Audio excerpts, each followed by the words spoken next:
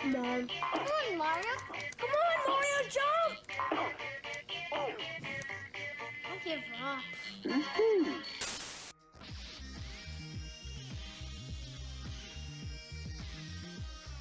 Screaming, tag-teaming swingers. Dixie and Diddy team up with new friends to save the Big Ape.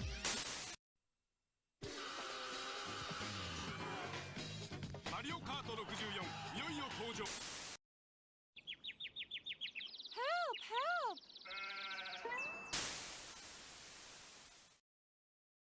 I'm a sucker for nostalgia, but not that kind that you're typically blinded by. The kind of nostalgia that brings you back to a time in your life that you don't want to forget, or a time that is so near to you that you want to relive the memories you've experienced.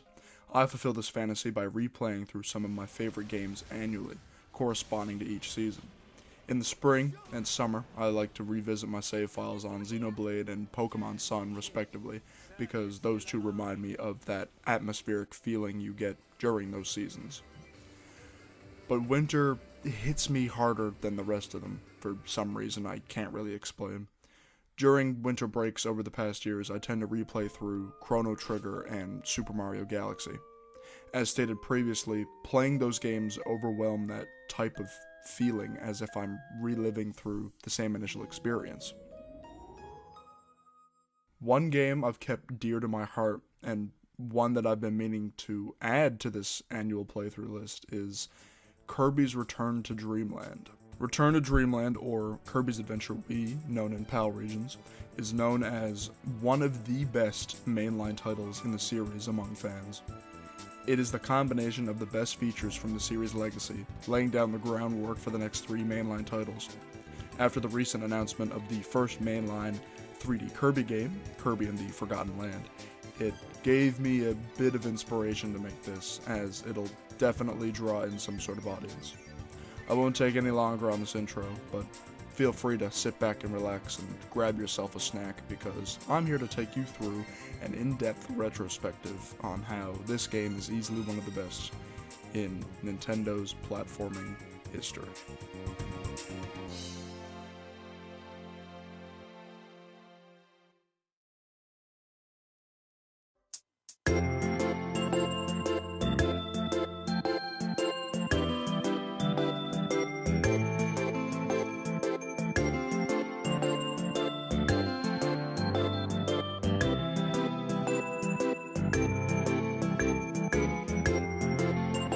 In May of 2000, Kirby 64 The Crystal Shards released to critical acclaim during the N64's final stretch of life, making it the 4th best-selling Kirby game in the franchise at that point in time. It would only be a year until Nintendo launched their next major home console, the Nintendo GameCube, and obviously after Crystal Shards, fans were anticipating the next release in the series, but they'd have to wait until 2005 until they saw a glimpse of what was to come. E3 2005 rolled around, and Kirby fans were in for a treat, as the first snippet of early gameplay was shown to the public for the next mainline Kirby, later fan-titled Kirby GCN or Kirby GameCube. The footage shown displayed Kirby moving in what looked to be a 2.5D plane, such as Crystal Shards, but with a lot more depth to the backgrounds, giving it more of a 3D look. It seemed as a variation of the partner or helper system from Superstar also returned, as some past partners such as Bonkers, Blade Knight, and Chili made an appearance alongside new partners, hence new copy abilities. You could create up to 3 helpers, and they could be controlled either by player or CPU. Overall, the game seemed like it would be the perfect successor to Crystal Shards, and that Kirby fans wouldn't have to wait too long until it was released. Yeah, hilarious. Think again. Absolutely nothing was shown about Kirby GCN from 2005 to 2011, outside of 2 entirely different iterations of the game, and that it had now shifted development to the Nintendo Wii, meaning that it was scrapped for the GameCube, as Nintendo probably didn't want another Twilight Princess situation in their hands. Meanwhile, 6 mainline Kirby games released all on handheld systems, and none of them shared any resemblance to Kirby GCN. Following suit, E3 2011 rolled around, and suddenly, it happened.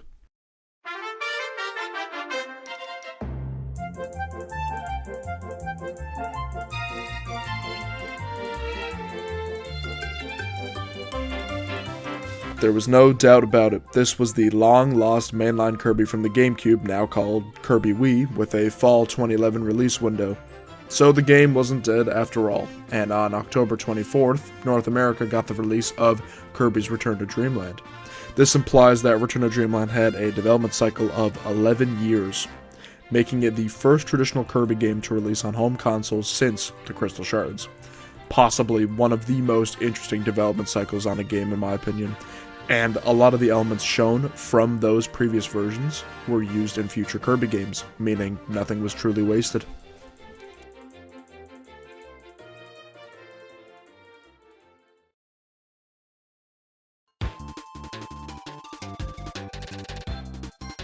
In the opening moments of the game, we see the lush green fields of planet Popstar, as King Dedede and Bandanity chase Kirby down a trail.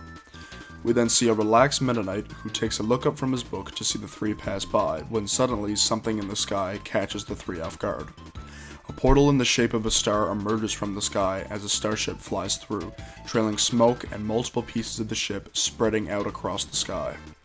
As the ship crash lands nearby, the three go to investigate. When they arrive at the crash site, we can now see that Meta Knight has accompanied the three. Inside the ship, everything appears to be knocked out of place due to the crash as the party approaches an unfamiliar newcomer. They wake up frightened at the sight of their ship and immediately move towards their control panel, only to find out that all of the ship's energy supplies have been depleted and that 5 major components of the ship have also disappeared.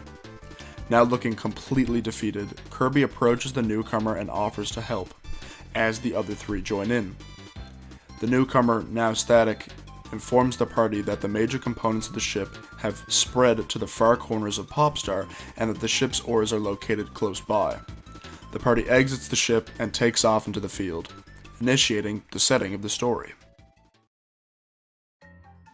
One thing I want to point out is the sound design of the opening cutscene, and as a computer science major, I don't have much musical knowledge, but I can certainly pick up on some important ideas here. The track, A Visitor from Afar, perfectly informs the player of what the main goal of the game is through audio, without using any sort of voice acting or subtitles. And a lot of Kirby games do this in the same way, but this one stood out to me as the music continuously updates as the cutscene plays so that the player can grab a better understanding of what's occurring, even if the story is simple. We know that disaster struck the ship as it's flying out of the portal due to the change in cheerful music to the loud orchestral notes and slight banging of drums and cymbals.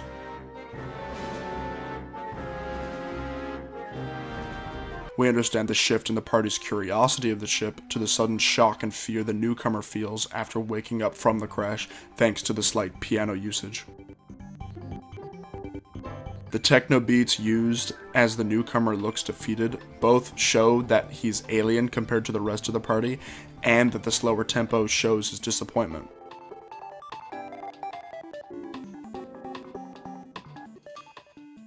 But that disappointment immediately picks up when Kirby offers him help, and the cheerful music vibe carries throughout as the party takes off, ending the cutscene.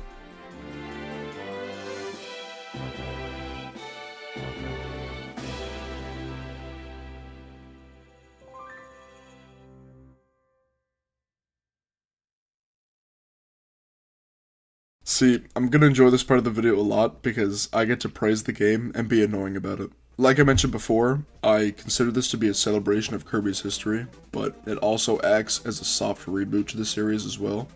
I consider it to be comparable to how Pokemon Black and White is structured in terms of re-establishing older aspects from the previous games, such as how no Pokemon from previous generations returned, and how the story completely shifted tone over the older games. Return to Dreamland does this too, as it presents ideas that were previously used and fully expands upon them. Some examples include traversing the corners of Planet Popstar as a world map was used in Kirby Dreamland 3, and the 2D sections inside the main levels share resemblance to the level select in Kirby's Dreamland. Back on the topic of Kirby GCN right quick, most of the game's assets were later reused for Kirby Air Ride, also on the GameCube, and one iteration of the game was used as the main inspiration for a future sub-game, Kirby's Blow Up Blast. Return to Dreamland features 4 modes: Story Mode, Extra Mode, the Arena, and the True Arena, but right now I'll only be focusing on Story Mode and the 3 sub-games that accompany it. Story Mode takes Kirby and Crow across planet Popstar to recover the missing pieces for the newcomer. After viewing the opening cutscene, you're able to re-enter the ship and learn more information, even though this is delivered later. We can talk to the newcomer and learn that his name is Magalore. Talking to him here, he relays the events of the opening cutscene, and we learn the name of his ship, the Lore Starcutter. Inside the ship, you can explore, but you're not able to access anything right at the get-go for the time being.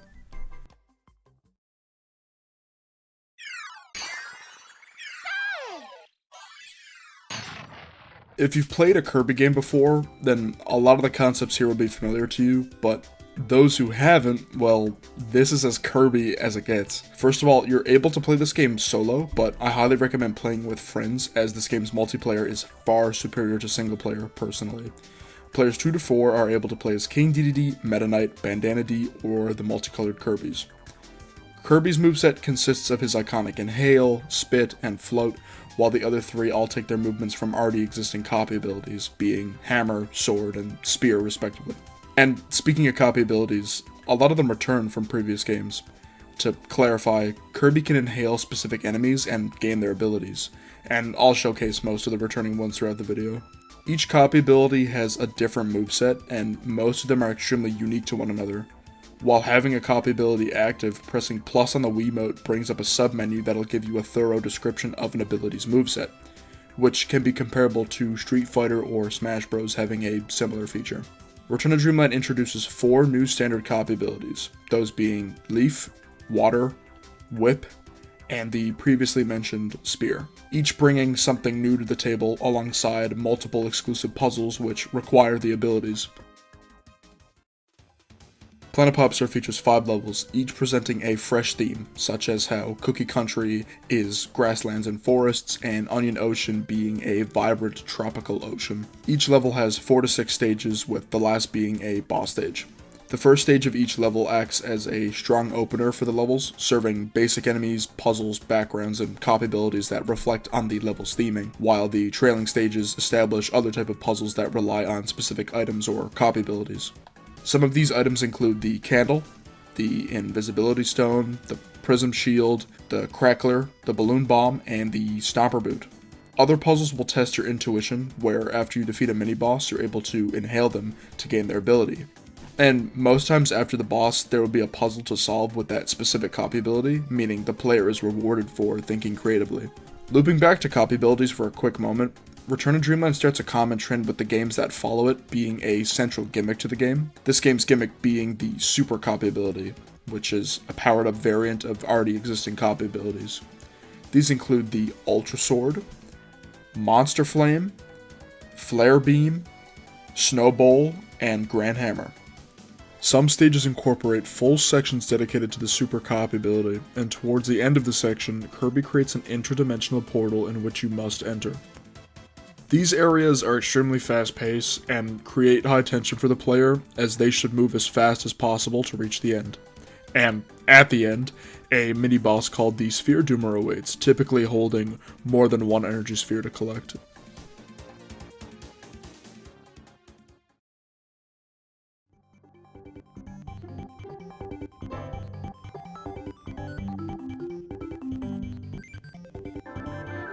Energy spheres function as the main collectible of the game, being the main object Magalore requires to get the Starcutter back up and running. There are 3 to 5 spheres in each stage, and they can be located through exploring, completing various puzzles, or defeating mini-bosses such as the previously mentioned Sphere Doomers. Collecting energy spheres actually gives the player incentive to, well, collect them, as they benefit the player in more ways than one. They serve a purpose to both furthering the story as well as unlocking extra features. And the spheres themselves aren't even extremely difficult to obtain, as the game's puzzles aren't very intricate until the last couple of levels. You're able to drop into a stage and collect them with relative ease in a short period of time too, which doesn't really make them that awful to obtain. And not a lot of modern era games that feature a main collectible do this either, especially 2D platformers like Return to Dreamland. Consider this for a second. In the past 4 installments of New Super Mario Bros., when did collecting a star coin actually matter, outside of getting them for the sake of completion? The one exception I can think of that bears any resemblance to Return to Dreamland is in New Super Mario Bros. Wii, where you need to collect all 231 star coins in order to unlock the entirety of World 9. Regardless, most times in 2D platformers, there is barely any reward for collecting the main collectible, outside of a couple of meaningless visual changes. I only say this because when I played through those games, I never felt any need to collect the star coins outside of the required ones, so it's definitely refreshing to see Return to Dreamland actually motivate the player to acquire them, and have them rewarded with multiple unlockables. In Return to Dreamland's case, having collected a certain amount of spheres can unlock special rooms in the Lore Star Cutter. Depending on how much you have, which is a set number each time, you're able to open up multiple copy ability rooms that allow you to pick and choose whichever copy ability you'd like. They also open up copy ability challenge rooms that put your skills to the test with a handful of copy abilities. The last thing they unlock are 2 optional subgames called Scope Shot and Ninja Dojo, but I'll get into them later. And obviously, 100%ing the game is completely optional, but doing so doesn't actually require a whole lot of time. One attribute about Return to Dreamland that continues to fascinate me to this day is the game's visual design. And I'm not immediately referring to how animated Kirby is, but instead the stage's backgrounds, because most, if not all, the backgrounds have incredible designs to them, having extremely well-hidden details and depth to even the simplest backgrounds. In some stages, you should definitely pay attention to the backgrounds, because most times the game's pacing is so fast that you'll breeze past them before you can even have a moment to fully take them in. It really makes you want to think, why did the developers spend so much time creating such highly detailed backgrounds when the player might not even see it at all? My personal favorite backgrounds are in my favorite level, being level 3, Onion Ocean, as the developers used a really cool method of stretching the background textures with the foreground textures in a lot of the underwater sections that almost tell a story in a way. Take stage 1 for example, where you can see the far reaches of the background, but when Kirby goes underwater, the background almost merges with the foreground, and going through later stages, it almost seems like you're venturing further down the depths of the actual ocean, leading up to the boss stage where the backgrounds look the exact same as the boss arenas. The game's main colors and tones all stand out too, and all reflect in the variants of theming that go into most stages, each having their own unique and distinct features which can only be brought to life by the Nintendo Wii. But everything all comes together with the game's soundtrack. The original soundtrack, composed by both, now forgive my botched pronunciation, Hirokazu Ando and Jun Ishikawa, deliver on so many levels. I've already talked about how the track A Visitor from Afar in the opening cutscene and how it guides the player perfectly of what's occurring, and similarly this continues through the rest of the game's main cutscenes. As for the music that plays during the stages themselves, they capture the essence of the stage's theming very well, with a large variety of instruments and sounds that vary from each level. Some of my personal favorites have already been playing throughout the video, and now I'll play a couple more with some accompanying footage, so sit back and relax for a couple minutes.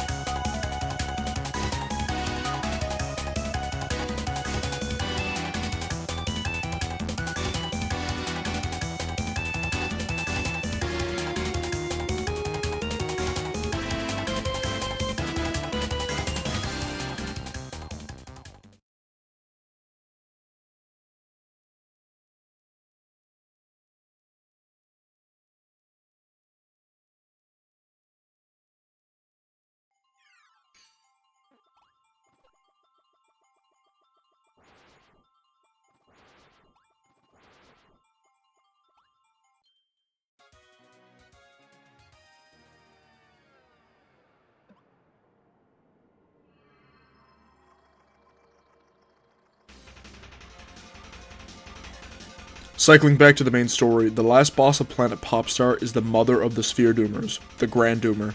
After defeating it to the Ultra Sword, Kirby collects the Star Cutter's mast, meaning that all the parts of the lower Star Cutter are now back in place. Back inside the Star Cutter, we see Kirby and the rest of the party all prepare themselves as Magolor routes the Star Cutter to his home planet. And with the press of a button, the ship takes off and punches the portal into the sky. We're now in another dimension as the ship approaches a brown and rocky planet with a volcano right in the middle. This is Halcandra. We then get sight of what appears to be a new enemy in the form of a four-headed dragon, as the dragon successfully shoots a shot of fire at the ship, taking it down once again. Back inside, we see the party is wiped out, and as Magolor regains consciousness, he realizes that the four-headed dragon took the ship down, but didn't do any major damage to it this time. Magolor looking upset once again, Kirby being himself, obviously cheering up Magolor, reassuring him that he's on his side, as the other three chime in. Meta Knight, kinda. As Magolor thanks the party once again, the camera pans up to reveal our new enemy, Landia. Talking to Magolor again inside the ship, we know Landia lived on Halcandra for years, sound asleep, but recently it awoke and went into a rampage. This is Magolor's last request to Kirby and Co. to defeat Landia.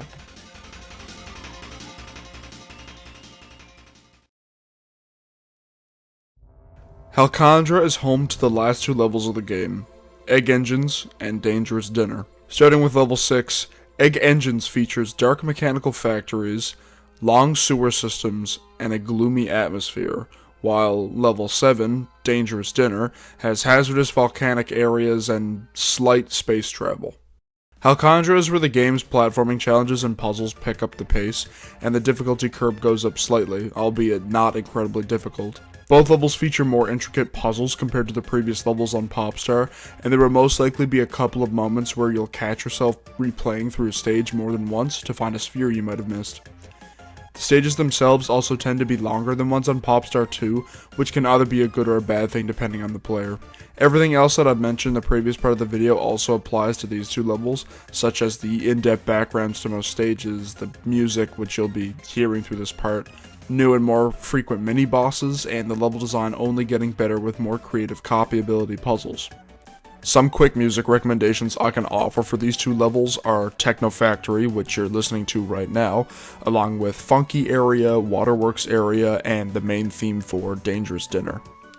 After defeating the boss in Egg Engine's Metal General, you don't receive anything major compared to the previous bosses, as Landia never did any major damage to the Star Cutter this time around. The last boss we face is at the end of Dangerous Dinner, being Landia, and Landia's battle is scaled much larger in comparison to the previous bosses, as the boss itself does a decent amount of damage as well as having a multitude of attack patterns in both of its phases, making for a somewhat challenging fight. During its second phase, we see the dragon splitting into 4 different dragons instead of it being a normal 4-headed dragon, and this continues until Landia is defeated. Upon its defeat, we immediately go into a cutscene.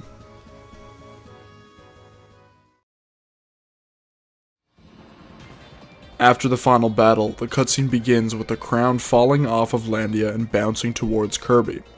The main party of 4 celebrates as they've defeated their final foe, but suddenly the 4 look up as they see Magolor descend, applauding the party. Here, for the first time, Magolor speaks, congratulating Kirby for defeating Landia. Magolor, now a little overjoyed, picks up the source of limitless power, the Master Crown, and lays it on top of his head. And before we know it, he transforms into something monstrous. He reveals that obtaining the Master Crown was his overall goal, and the party is in complete shock. He explains that he previously fought Landia and lost, causing him to flee to Popstar, where he met Kirby and Co. And there he got the idea that the party could easily assist him in taking down Landia for good. And obviously they fell right into his hands. Now with his goal achieved, he plans to rule the universe, starting with Popstar, seeing as Kirby was such a big help for him. After he takes off, we see one of the 4 parts of Landia approach Kirby and throw him on his back.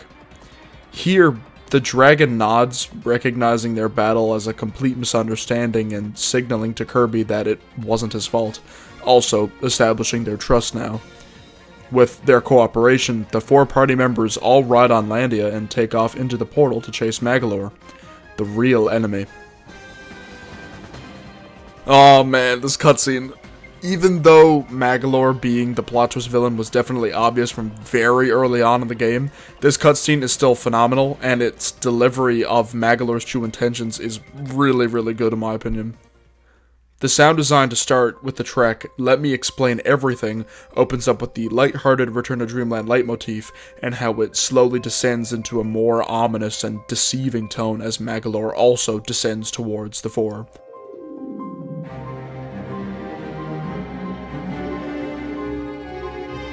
The track also transitions into a small portion of the track Infinite Power, which I previously played. My favorite part is DDD's reaction to everything that happens in the cutscene. He's just completely mind blown over it all. Either way, I'm not pulling any more bullshit. Magolor is the true final boss of the game, and now the party are on their way to chase him down.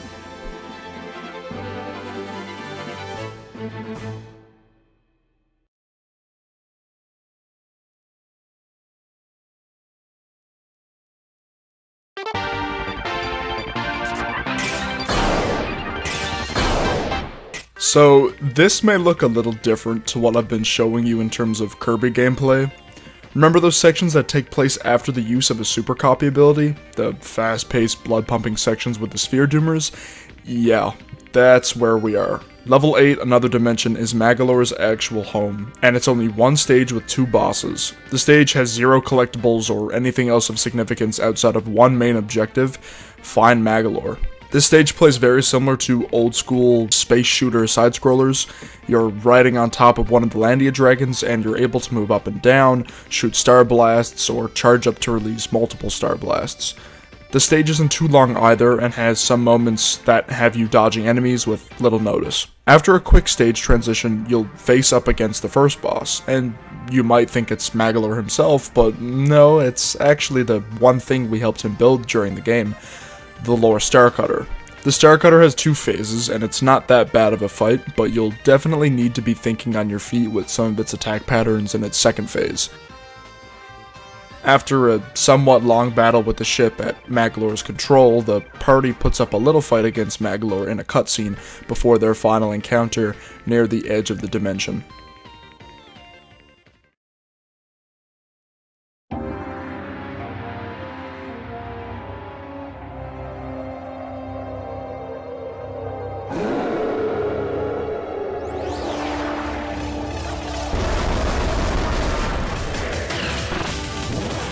Here's the moment you've been waiting for, the final boss fight against Magolor. And where can I start, really? This boss fight is the epitome of modern Kirby final boss fights, and this one started it all. He's not all that difficult, and I know that I'm saying that a lot, but his attack patterns are pretty easy to read up until the halfway point of his fight. And if you're using the Spark copy ability, which is my personal favorite, you're able to pick away his health relatively fast. Now, before I talk about his other phases, I need you to listen to his track Under My Control, or Versus Magolor. It's easily my favorite music track in the game.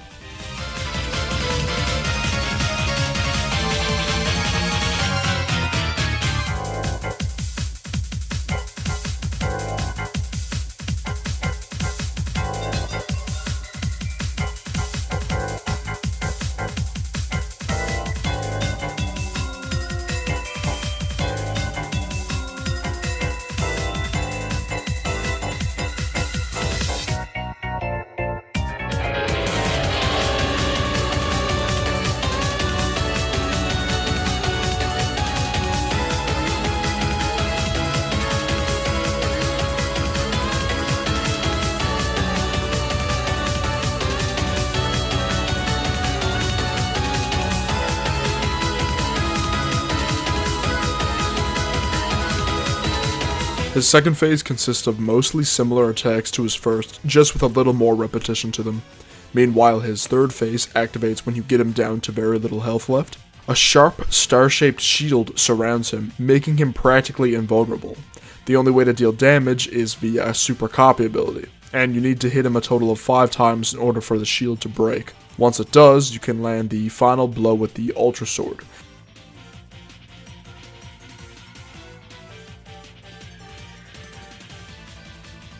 And just when you thought it was over, the fight's only just beginning.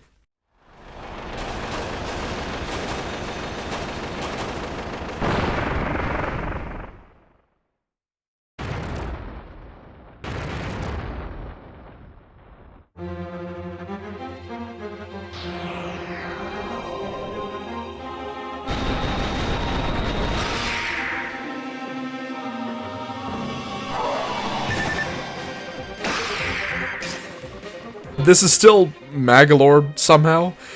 In his 4th phase, he utilizes most of his moves from his 2nd phase, but at a much larger scale, with his lasers and portals being relatively enormous to the battle arena, along with some new, deadlier attacks.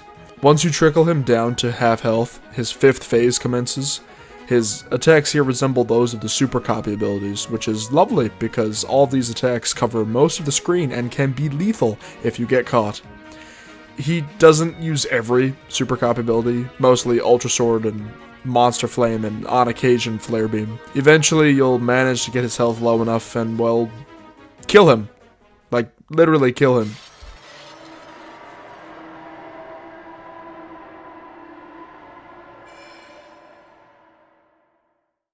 I'm not going to talk throughout this next cutscene, I'm just going to let it play out because this is by far the most powerful scene in the game.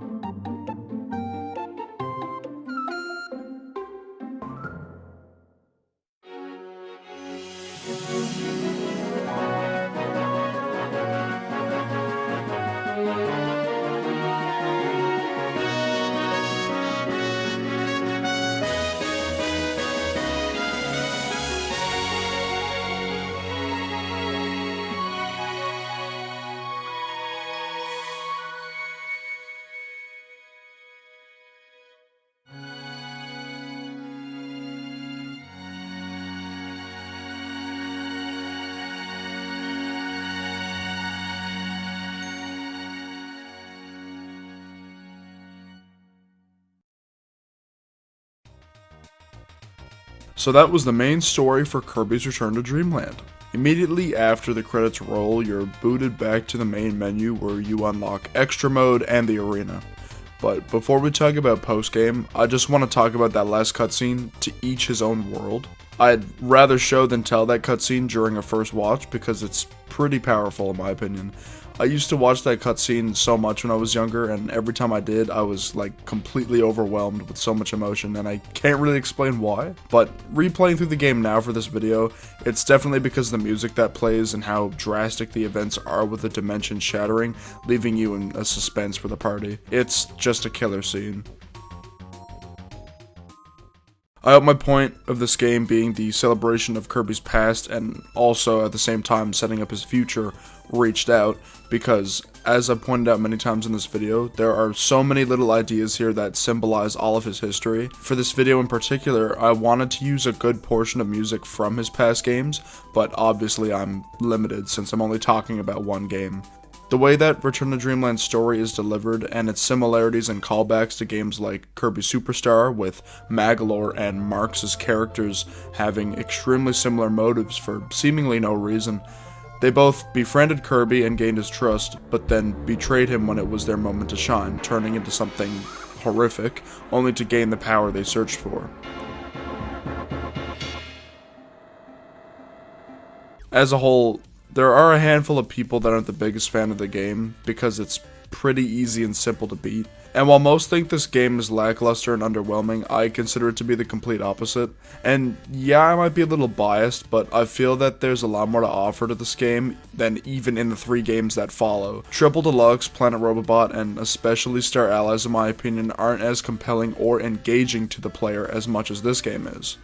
My only real exception is Planet Robobot, as that game harkens to nostalgia grabbing the player, but that's a topic for another day perhaps. As for a handful of things that I don't enjoy about this game, most of them lie in the sub-games.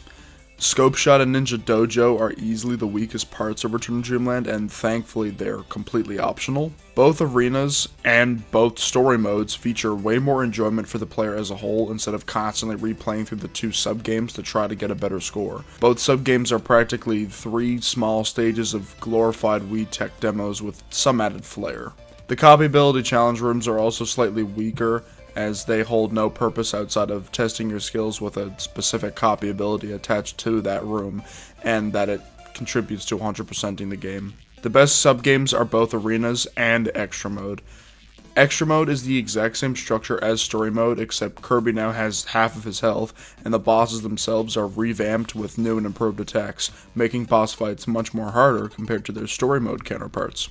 Meaning, if you found story mode to be a bit of a breeze, you can definitely challenge yourself by playing this mode, which is a nice change of pace. After clearing extra mode, you unlock the true arena, and both arenas are randomly generated boss rushes where you beat one boss or a wave of mini bosses, then you go to a rest area to either heal up or continue to the next battle. The first arena is only bosses from story mode, while the true arena is all bosses from extra mode, alongside 3 brand new secret bosses. Those being HRD3, which, oddly enough, was one of the scrapped bosses from Kirby GCN, the return of Galactonite from Kirby Superstar, which is my personal favorite Kirby character, and the true final boss, which is Magolor Soul. Magolor Soul is roughly the same as his 5th phase from his final boss fight, except he now uses the Grand Hammer and a much larger flare beam alongside more new and destructive attacks. Both arenas feature high replay value, as you can train yourself to memorize enemy attack patterns and get a better overall time, in company with seeing those secret bosses and 100%ing the game. Generally speaking, you can have as much fun playing this game solo than with others, but personally, I prefer playing it with at least one other person. Return to Dreamland is definitely better to play with someone else. You're able to complete puzzles that are meant for single player with a huge advantage playing multiplayer, plus the overall experience is just better playing couch co-op. When I played this game for the first time when I was younger, it was with one other person, and I don't think the game can really be experienced the same unless you're playing with someone, especially compared to the 2 titles that follow on the 3DS, which are single player focused.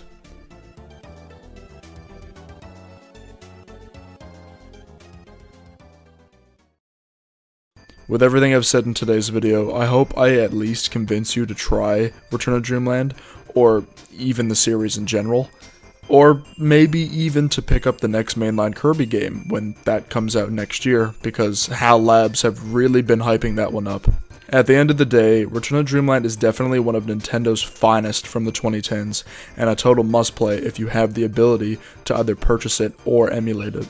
I highly recommend it for anybody who enjoys a good 2D platformer.